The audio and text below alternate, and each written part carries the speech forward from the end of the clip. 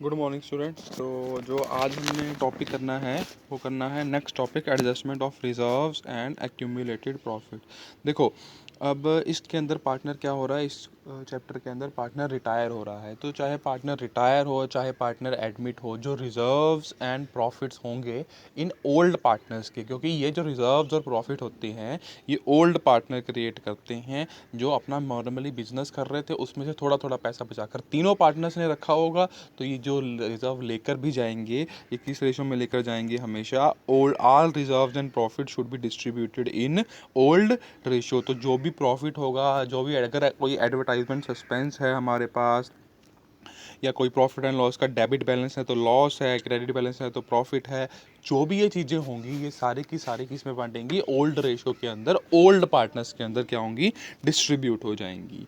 ठीक है ना। तो सबसे पहले हमारे पास क्वेश्चन आता है, X Y Z are partner sharing profit in the ratio 4:5:6। X क्या हो गया, रिटायर हो गया, और वाई और जेड ने डिसाइड करा कि जो फ्यूचर का प्रॉफिट है वो कैसे शेयर करेंगे, इक्वली शेयर करेंगे। On that date there was a balance of 75,000 in general reserve and balance of 30,000 in the profit and loss account. तो record the necessary journal entry. देखो, एक्स वाई जेड पार्टनर थे, उनकी ratio थी 4:5:6। X retire हो गया, Y और Z का नया शेयर आ गया इक्वली। बट हमारे पास रिजर्व का बैलेंस था और प्रॉफिट एंड लॉस अकाउंट का बैलेंस था, तो हमें इससे कोई मतलब नहीं है नई रेशो क्या है क्या नहीं है। हमें सिंपल क्या करना है, इन रिजर्व्स को ओल्ड रेशो के अंदर डिस्ट्रीब्यूट कर देना है। तो क्या एंट्री डालेंगे हम, journal reserve account debited 75,000, profit and loss account debited 30,000 to X to Y to Z. किस रेशो के अंदर, उनकी ओल्ड रेशो के अंदर। चलो, उसके बाद जो हमारे पास क्वेश्चन है वो है क्वेश्चन नंबर 28। तो क्वेश्चन नंबर 28 ने क्या बोला कि चार पार्टनर्स थे, उनकी रेशो थी 1:2:3:4।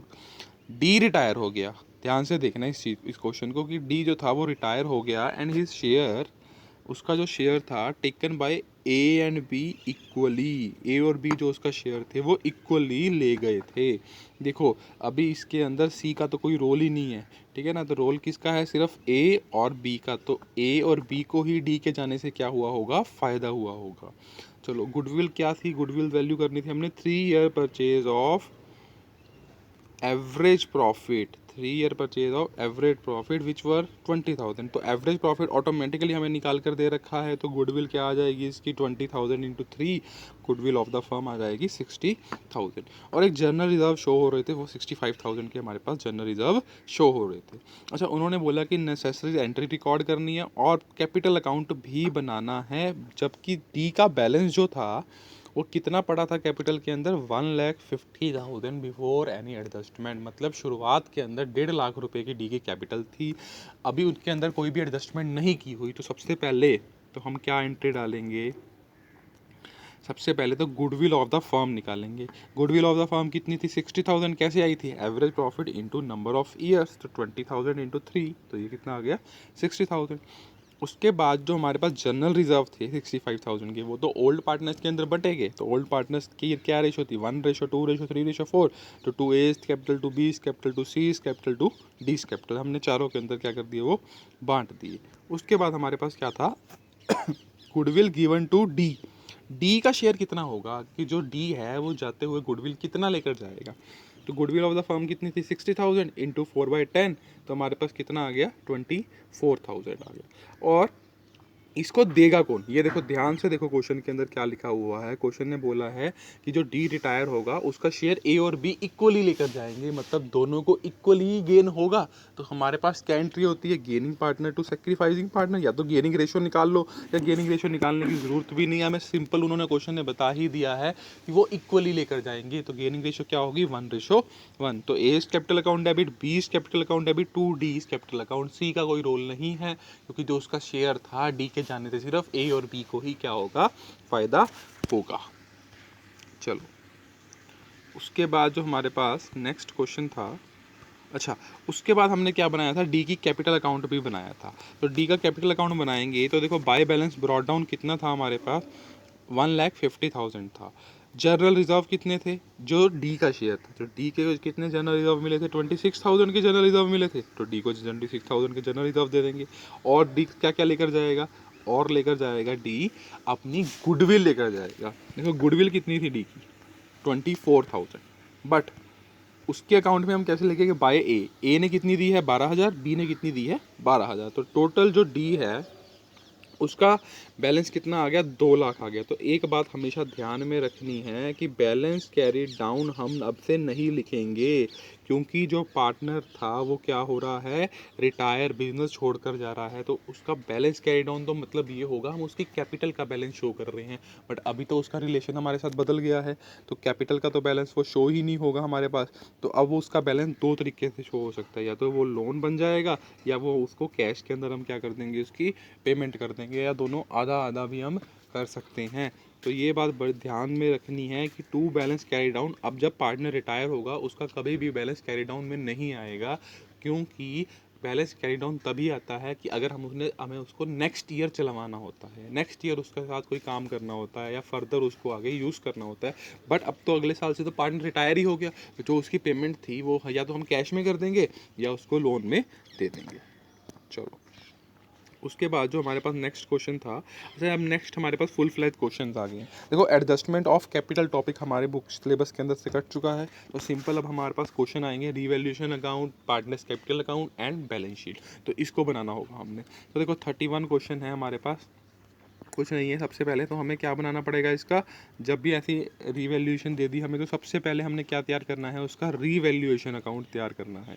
तो रीवैल्यूएशन अकाउंट तैयार करेंगे हम, तो हमारे पास क्वेश्चन है XYZ आर पार्टनर, उनकी प्रॉफिट शेयरिंग रेशो क्या है, इक्वल है, और उनकी बैलेंस शीट हमें दे रखी है। जेड रिटायर हो रहा है और उन्होंने बोला कि फॉलोइंग एडजस्टमेंट कर रही है। तो सबसे पहले क्या बोला है, फ्री होल्ड प्रॉपर्टी कितनी वैल्यू हो गई है 5,80,000 की, तो 4 लाख की थी फ्री होल्ड प्रॉपर्टी, वो कितने की बढ़कर हो गई है 5,80,000 की, तो 1,80,000 का क्या हो गया, हमें फ़ायदा हो गया। इन्वेस्टमेंट थी 47 की, तो इन्वेस्टमेंट थी कितने की 50 की, 47 की रहेगी, तो 3,000 का नुकसान हो गया। स्टॉक जो था वो 1 लाख का था, बट रह कितने का गया 94 का, तो 6,000 का नुकसान हो गया। अच्छा, 5% प्रोविज़न भी क्रिएट करनी है। प्रोविज़न आपको सबको पता है कि वो डाउटफुल डेप्ट होते हैं कि हमें हमें उसका नुकसान का हो भी सकता है, नहीं भी हो सकता है, बट बैड डेट तो कन्फर्म्ड होते हैं कि होंगे ही होंगे। तो हम 5% प्रोविज़न बना देंगे। 2 लाख के 5% कितनी होगी, 10,000 रुपया होगी प्रोविज़न, तो 10,000 प्रोविज़न बना देंगे। अच्छा, ट्रेडमार्क जो थे वो वैल्यू लेस हो गए। वैल्यू लेस मतलब उसकी वैल्यू ख़त्म हो गई, अब उसके मार्केट में कोई वैल्यू नहीं बची है, तो ये भी हमें क्या हो गया, नुकसान हो गया। अच्छा, एक आइटम थी 12,000 की जो क्रेडिटर के अंदर इंक्लूड थी, मतलब क्रेडिटर के अंदर एक 12,000 के क्रेडिटर थे जिन्हें हमने अब नहीं पे आउट करना है, तो उससे क्या हो गया, हमें क्या हो गया, फ़ायदा होना शुरू हो गया।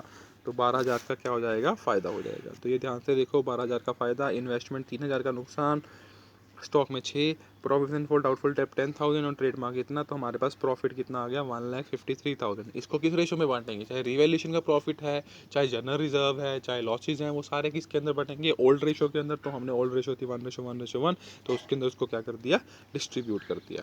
और हमारे पास एक गुडविल बैलेंस शीट के अंदर शो हो रही थी। गुडविल कितनी थी 30,000 जो बैलेंस शीट के अंदर। तो मैंने आपको बार बार बोला है कि अगर बैलेंस शीट के अंदर गुडविल आपको किसी भी तरीके की दिख जाए तो सबसे पहले उसको क्या करना है, राइट ऑफ करना है। तो राइट ऑफ क्या किस में करेंगे, ओल्ड पार्टनर्स में, X capital account, Y capital account, Z account. तो गुडविल किस रेशो के अंदर, ओल्ड रेशो के अंदर।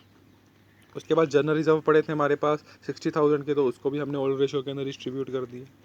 गुडविल ऑफ द फर्म निकालने के लिए सबसे पहले हमें पिछले 3 साल के प्रॉफिट दे रखे थे, तो उनका एवरेज प्रॉफिट निकालेंगे और multiply by number of year purchase 1 था, तो हमारे पास गुडविल कितनी आ जाएगी 1,05,000। उसमें से सबसे पहले किसका शेयर निकालेंगे, जेड का शेयर, कितना आ गया 35,000। अब इस 35,000 को कौन लेकर जाएगा, देखो कोई रेशो दे रखी है उन्होंने कोई भी हमें न्यू रेशो नहीं दे रखी है, कुछ भी नहीं दे रखा। तो हम सबसे पहले क्या करेंगे, जो ओल्ड रेशो होगी या जो न्यू प्रॉफिट शेयरिंग रेशो होगी वही क्या होगी, गेनिंग रेशो हो जाएगी। तो 35,000 को एक्स और वाई किस में ले जाएंगे, इक्वली ही ले जाएंगे। चलो, उसके बाद हम क्या बनाएंगे, पार्टनर्स कैपिटल अकाउंट। तो देखो, बाय बैलेंस ब्रॉड डाउन लिखेंगे तीनों पार्टनर्स के कि 3 लाख रुपए एक्स का था, 2 लाख रुपए वाई का था और 2 लाख रुपए जेड का था। जर्नल रिजर्व किस किस को मिले हैं, एक्स को मिले हैं 20,000, वाई को भी मिले हैं 20,000 और जेड को भी मिले हैं 20,000। प्रॉफिट फॉर रीवैल्यूएशन ये भी तीनों में बंटेगा, तो 50, 51, 51। और अब क्या आ गया, गुडविल का शेयर। तो गुडविल एक्स और वाई किसको दे रहे हैं, जेड को दे रहे हैं 17,500, 17,500। और उसके बाद जो गुडविल राइट ऑफ हुई है टू गुडविल कितनी, 11,000, 11,000, 11,000, इसको भी राइट ऑफ करेंगे। और एक बात ये ध्यान में रखनी है कि अगर एक्स और वाई अपनी कैपिटल में से जेड को देंगे, अपनी कैपिटल में से जेड को देंगे, तो जेड उनकी कैपिटल तो भी कम होगी, किसके नाम से, जेड के नाम से। एक्स के अंदर 17,500 कम हो गया, वाई के अंदर 17,500 कम हो गया। उसके बाद जो भी बैलेंस बचा हमारे पास, देखो जेड का जो भी बैलेंस था, क्वेश्चन ने हमें क्लियरली बोल दिया कि अगर अगर उसकी वो क्वेश्चन ना बोले कि कैश में पेमेंट करी है, किस में करी है, तो हम उसका क्या बना लेंगे, लोन अकाउंट। कि जो 2,95,000 रुपीज़ थे जेड के, वो क्या शो होने शुरू हो गए हमारे पास, अब लोन अकाउंट के रूप में शो होने शुरू हो गए हैं। और बैलेंस कैरी डाउन किन का बचेगा, रिमेनिंग पार्टनर्स का, एक्स और वाई का। जेड का बैलेंस कैरी डाउन अकाउंट नहीं बचेगा। उसका कारण क्या है, इसका कारण है कि जेड फर्दर कंटिन्यू नहीं कर रहा है, उसका जो पैसा था उसको लोन में डाल देंगे कि कभी भी उसकी क्या कर सकते हैं, पेमेंट कर सकते हैं। चलो, उसके बाद हम क्या बनाएंगे, बैलेंस शीट। देखो कैश 86,000, ये सारी एडजस्टेड बैलेंस शीट है, जिसमें डेप्टर में माइनस कर दिया प्रोविजन, स्टॉक की वैल्यू कम कर दिया, इन्वेस्टमेंट में 3,000 कम कर दिया है, फ्री होल्ड प्रॉपर्टी बढ़ा दिया है, क्रेडिटर्स में 12,000 कम कर दिया है क्योंकि हमें 12,000 का फ़ायदा हो गया था, वो उनको पेमेंट देने की ज़रूरत नहीं थी। जनरल रिजर्व तो कुछ भी नहीं होंगे क्योंकि वो तो ऑलरेडी डिस्ट्रीब्यूट है। प्रोविडेंट फंड, जो प्रोविडेंट फंड होता है ये रिजर्व नहीं होता, इसमें कन्फ्यूज़ नहीं होना है। ये प्रोविडेंट फंड जो होता है ये बेसिकली हमारी लाइबिलिटी होती है। ये जो इम्प्लॉयज़ होते हैं उनका पैसा इकट्ठा करके रखा होता है, तो इम्प्लॉयज़ का पैसा हम डिस्ट्रीब्यूट नहीं कर सकते हैं आपस के अंदर, तो हमें उसके अंदर ये इसको कभी भी डिस्ट्रीब्यूट या एज एन रिजर्व देखना नहीं है। और देखो अब हमारे पास एक जेड का लोन, अगर जेड पार्टनर होता तो जेड का कैपिटल अकाउंट बैलेंस शो हो रहा था, बट अब जेड का क्या शो हो रहा है, लोन शो हो रहा है कि जेड का लोन हमारी लाइबिलिटी है, हमें 2,95,000 जेड को पे करनी है। और उसके बाद एक्स और वाई का कैपिटल अकाउंट, और ये बैलेंस करोगे तो बैलेंस क्या हो जाएगा, मैच हो जाएगा। चलो नेक्स्ट क्वेश्चन देखते हैं हम। तो नेक्स्ट क्वेश्चन था हमारे पास, 3 पार्टनर थे, मनोज, नवीन एंड दीपक, ठीक है। उनकी जो प्रॉफिट शेयरिंग रेशो थी वो थी 4:3:2। उसके बाद उन्होंने बोला कि उनकी एज फॉलोइंग बैलेंस शीट है और दीपक रिटायर हो रहा है। तो दीपक रिटायर हो रहा है तो रिमेनिंग पार्टनर कौन होंगे, मनोज और नवीन हो गए रिमेनिंग पार्टनर। तो सबसे पहले तो हमने क्या बनाना है, इसके अंदर रीवैल्यूएशन अकाउंट बनाना है कि रीवैल्यूएशन अकाउंट कितना बनेगा। तो देखो रीवैल्यूएशन अकाउंट है हमारे पास, वो स्टॉक बढ़ गया 1,350 का, प्रोविजन फॉर डाउटफुल डेब्ट। अच्छा, प्रोविजन फॉर डाउटफुल डेब्ट की एंट्री ध्यान से देखो। प्रोविजन फॉर डाउटफुल डेब्ट जो थे वो कितने क्रिएट करने थे, हमने 5% क्रिएट करने थे डेप्टर के ऊपर। तो 19,000 का 5% हम क्रिएट करेंगे तो हमारे पास कितना आ जाएगा, 950 आ जाएगा। तो इट मीन्स, तो पहले तो हमने 1,400 के प्रोविजन क्रिएट करके रखे हुए थे, पहले हमने 1,400 के प्रोविज़न जो थे वो क्रिएट करके रखे थे, बट एक्चुअल में प्रोविज़न होने की इतनी थी, 950 की प्रोविज़न होनी थी। तो हमें 550 का क्या हो गया, फ़ायदा हो गया। मतलब 550 जो थे वो हमें अब डाउट में नहीं लगते हैं, क्योंकि हमने सिर्फ 5% ही प्रोविज़न क्रिएट करके रखनी है। पहले हम 1,400 माइनस कर चुके हैं, तो वो जो 550 हम माइनस कर चुके हैं, अब वो हमारा क्या हो गया, फ़ायदा होना शुरू हो गया। तो 550 का क्या, 450 का क्या होगा, फ़ायदा होगा। बाई मशीनरी 900 बढ़ गई है। देखो मशीनरी के अंदर भी कुछ पॉइंट था कि मशीनरी जो थी उसकी वैल्यू 5% ज़्यादा कर दिया बुक से। तो वो मशीनरी की वैल्यू कितनी थी, 18,000 रुपये थी। तो अब हम उसकी 5% वैल्यू बढ़ा देंगे तो 18,000 का 5% कितना हो गया, 900। तो अब से जो मशीनरी होगी वो 18,900 की शो होगी। मोटर कार्ड इतनी थी और लॉस जो हुआ हमें 18। देखो अगर प्रॉफिट डिस्ट्रीब्यूट करेंगे इक्वली तो लॉस भी इनकी रेशो में ही डिस्ट्रीब्यूट करेंगे। तो 3:2:1 के अंदर हमने क्या डिस्ट्रीब्यूट कर लिया, लॉस को भी डिस्ट्रीब्यूट कर लिया है हमारे पास। तो हमारे पास जो रेशो थी वो थी 4:3:2।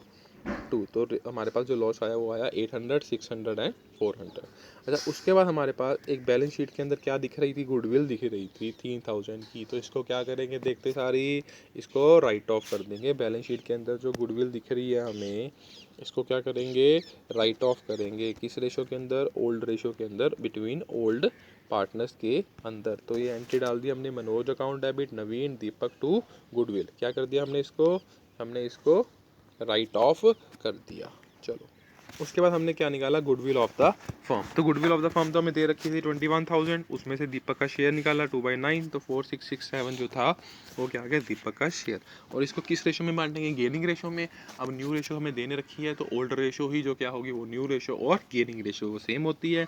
तो Manoj capital account, Naveen capital account to Deepak account, ये हमने एंट्री डाल दी इसकी। उसके बाद हमारे पास क्या आता है, कैपिटल अकाउंट आता है। तो कैपिटल अकाउंट के अंदर हमारे पास सबसे पहले तो बाय बैलेंस ब्रॉड डाउन की, तीनों के बैलेंसेस कितने ब्रॉड डाउन के अंदर थे। 50,000, 39,000 और 30,000। उसके बाद हमारे पास आया कि बाय मनोज की अब हमने दीपक को क्या दिया, दीपक को हमने क्या दिया और कुछ, कोई रिजर्व नहीं था हमारे पास, कोई प्रॉफिट एंड लॉस नहीं था, कोई हमारे पास रिवैल्यूएशन का प्रॉफिट नहीं था। तो हम देखो दीपक को हमने क्या दिया, उसका गुडविल का शेयर किसने दिया, मनोज ने दिया और नवीन ने दिया। ठीक है, ऐसे ही दीपक मनोज और नवीन से वो उतना शेयर निकाल भी लेंगे हम, क्योंकि कैपिटल इधर अगर उन्होंने क्रेडिट किया तो इधर डेबिट करनी पड़ेगी। और देखो गुडविल राइट ऑफ करी थी वो हमने डाल दी, जो लॉस था प्रॉफिट एंड लॉस का वो हमने डाल दिया। तो एक उन्होंने एंट्री कही थी हमें कि जो पार्टनर था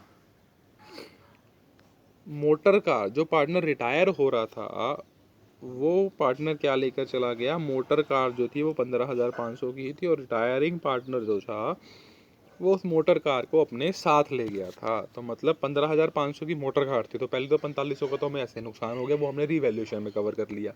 उसके बाद हम उसको किसके अंदर दिखाएंगे, कैपिटल अकाउंट के अंदर दिखाएंगे। टू मोटर कार 15,500 कौन लेके चला गया था, ये दीपक लेकर चला गया था। मोटर कार जो थी वो कौन लेकर चला गया था, मोटर कार दीपक लेकर चला गया था हमारे पास, हमारे साथ से वो मोटर कार। तो उसके बाद हमारे पास जो कैश था, मतलब ऐसा हम मान सकते हैं कि जो दीपक को पेमेंट करनी थी उसमें से हमने आधी की उसको, अगर मान लो उसको 30 या 31 या 32,000 की पेमेंट करनी थी, उसमें से हमने उसको एक तो मोटर कार दे दी, थोड़ा सा कैश दे दिया, और जो बचा हुआ होगा उसका किस में ट्रांसफ़र कर देंगे, उसके लोन के अंदर ट्रांसफ़र कर देंगे। तो यही इस क्वेश्चन के अंदर हुआ कि 15,500 की तो हमने उसको मोटर कार दे दी कि भाई जो तेरा शेयर बनता था उसमें से 15,500 की तो ये कार ले जा, और 2,000 रुपये हमने उसको किस में दे दिया, कैश में दे दिया कि 2,000 तो किस में ले जा, कैश में ले जा। और जो बचा हुआ होगा वो हमने उससे किसके अकाउंट के अंदर डाल दिया, लोन अकाउंट के अंदर डाल दिया। कितना, 1,61,000। कभी भी उसका बैलेंस कैरी डाउन नहीं होगा क्योंकि वो पार्टनर हमारा नहीं है, और रिमेनिंग पार्टनर्स का क्या होगा, बैलेंस कैरी डाउन के अंदर शो होगा। उसके बाद हमारे पास क्या आती है, बैलेंस शीट आती है। तो देखो कैश के अंदर 2,000 रुपये हमने जो दीपक को पे किए थे वो माइनस करके शो होंगे। डेप्टर की वैल्यू कितनी होगी, तो 19,000 में से सिर्फ 950 ही माइनस करेंगे क्योंकि अभी वो ही हमारे पास प्रोविजन फॉर डाउटफुल डेप्ट थे। स्टॉक जो होगा वो 14,850 होगा, और मशीनरी जो होगी वो 18,900 होगी, बिल्डिंग होगी 48,000, ट्रेड क्रेडिटर 7,000। दीपक का लोन कितना था, 16,100 रुपये, और मनोज और नवीन की कैपिटल हमारे पास शो होनी शुरू हो जाएगी नॉर्मली। तो ये चीज़ ध्यान रखनी है। देखो मोटर कार ले गया वो कैश भी लेकर जा सकता है, कोई एसेट भी लेकर जा सकता है, कोई वो कुछ भी अपना कोई और चीज़ भी वो भी लेके जा सकता है। अदरवाइज जो उसकी अमाउंट बचेगी उसको हम लोन में दिखा देंगे, अगर क्वेश्चन ने कुछ भी नहीं बोला होगा कि उसने उसको कैश में दिया है या किस में अंदर दिया है उसको। चलो उसके बाद जो क्वेश्चन होता है वो हमारे पास होता है क्वेश्चन नंबर 38। तो 38 क्वेश्चन के अंदर हमारे पास क्या है, A B C are partner sharing profit and loss in their fixed capital. तो फिक्स्ड कैपिटल की प्रपोर्शन में वो शेयर कर रहे हैं प्रॉफिट एंड लॉस को। तो क्या क्या क्या रेशो आएगी, सबसे पहले तो इनकी रेशो निकालनी है हमने। रेशो जो आएगी हमारे पास 36 रेशो 24 रेशो 12। क्यों, देखो फिक्स कैपिटल 3,60,000, 2,40,000 तो 1,20,000। इसकी ज़ीरो कम कर लेंगे, इसको कम कर लेंगे, तो हमारे पास जो रेशो आ जाएगी वो आ जाएगी 3:2:1 आ जाएगी। अब बी रिटायर हो गया और जो रिमेनिंग पार्टनर्स थे वो नॉर्मली अपना काम कर रहे हैं। तो अब उन्होंने क्या बोला, तो अब हमारे पास कुछ एडजस्टमेंट दे दी। तो सबसे पहले हम क्या बनाएंगे, इसका रीवैल्यूएशन अकाउंट शो करेंगे। तो रीवैल्यूएशन अकाउंट हमारे पास क्या था, देखो सबसे पहले हमारे पास जो एडजस्टमेंट एंट्री थी वो थी फायर इंश्योरेंस प्रीमियम, जो हमने इस साल पे किया था, 2017-18 को पे किया था, वो कैरिड फॉरवर्ड एज अनएक्सपायर्ड। मतलब अभी तक वो एक्सपायर्ड नहीं हुआ था, वो अगले साल के लिए कैरिड फॉरवर्ड हो गया।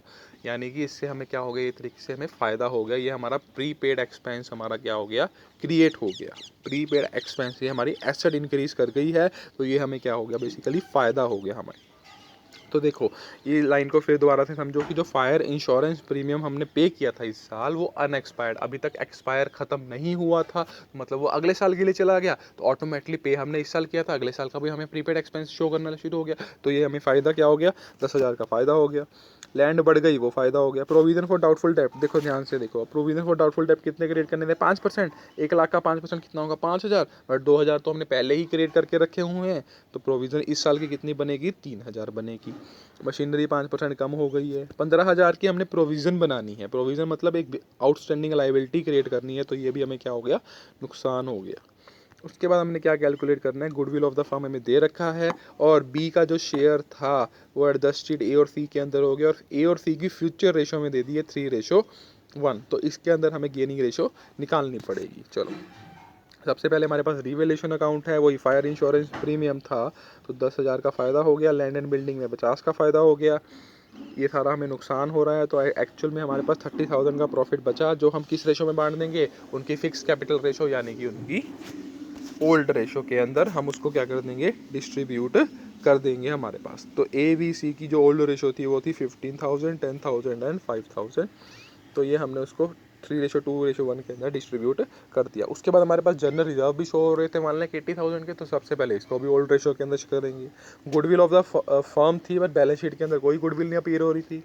देखो न्यू रेशो हमारे पास 3:1 थी, तो गेनिंग रेशो निकालेंगे। गेनिंग रेशो कैसे निकालेंगे, न्यू माइनस ओल्ड, तो न्यू रेशो कितनी थी 3/4, और ओल्ड रेशो कितनी थी 3/6, तो 6/24 ये आ गया 6.2, 3:1 ही गेनिंग रेशो आ गई हमारे पास। तो गुडविल का शेयर निकालेंगे उसका, 1,80,000 इंटू 2/6, तो 60,000 क्या आ गया, उसका गुडविल का शेयर आ गया, जो कौन पार्टनर डिस्ट्रीब्यूट करेंगे, gaining partner to sacrificing partner. तो गेनिंग पार्टनर कौन थे, ए और सी, सेक्रीफाइसिंग कौन कर रहा था, बी, किस रेशो के अंदर, 3:1 के अंदर, तो उसके 60,000 को 3:1 के अंदर हम क्या कर देंगे, डिस्ट्रीब्यूट कर देंगे। उसके बाद हमारे पास क्या आता है, पार्टनर्स कैपिटल अकाउंट।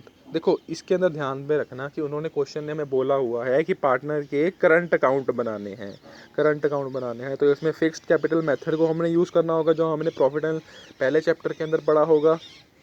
तो देखो partners capital account and partners current account, तो पार्टनर्स कैपिटल अकाउंट के अंदर तो सिंपल हम फिक्स्ड कैपिटल अकाउंट शो करते हैं, तो by balance brought down 3,60,000, 2,40,000 and 1,20,000। Retire कौन हो रहा था, सी रिटायर हो रहा था ना, जो पार्टनर था सी वो रिटायर हो रहा था, तो नहीं बी रिटायर हो रहा था पार्टनर।